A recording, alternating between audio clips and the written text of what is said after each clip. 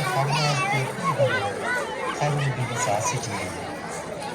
ඒ අතර සිටි සිරිවර්ධිතමන් උළුවඩුවාගෙන ප්‍රසාදයටපත් රජතුමා කවර ආකාර හැඩයකින් තොග මහා සෑය කරන්නට බලාපොරොත්තු වන්නේදැයි කියා එම උළුවඩුවාගෙන් විමසා සිටින විට ඔහුට විස්කම් දේකුතු ආවේශ වේ.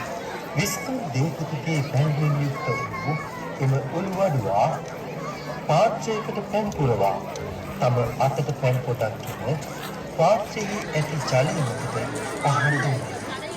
එසේම පළිඟු බෝලයක් වැනි මහා ජල බෝලයක් පැන නැගිටි. තේරයන් වහන්සේ මෙබඳු වූ සෑයක් කරන්නට උළුවඩුවා අවසා සිටියේ. මෙම මනරන්තරමින් අටවන රූපයෙන් පෙන්වනු කරනු ලබන්නේ එම සිදුවීම. මහා පුණ්‍යවන්ත දෙටගැමුණු රජතුමා තුනුරුවන කෙරෙහි මහත් වූ ප්‍රසාදයෙන් යුතුව සියලු ජනයා කෙරෙහි අප්‍රමාණ මෙත් සිතින් යුතුව උතුම් සෑ කර්මාන්තය ආරම්භ කළේය.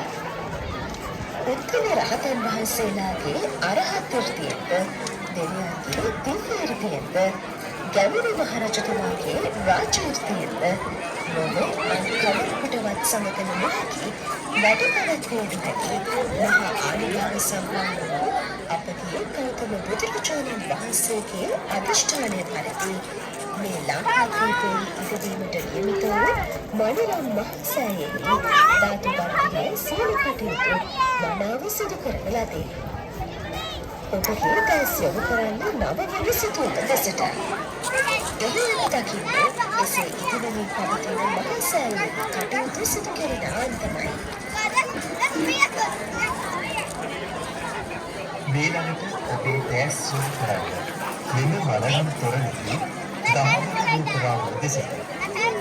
දෙටගැමුණු රජතුමා විසින් මහා සෑයෙහි ධාතු වර්ගයේ වැඩ නිමවූ බව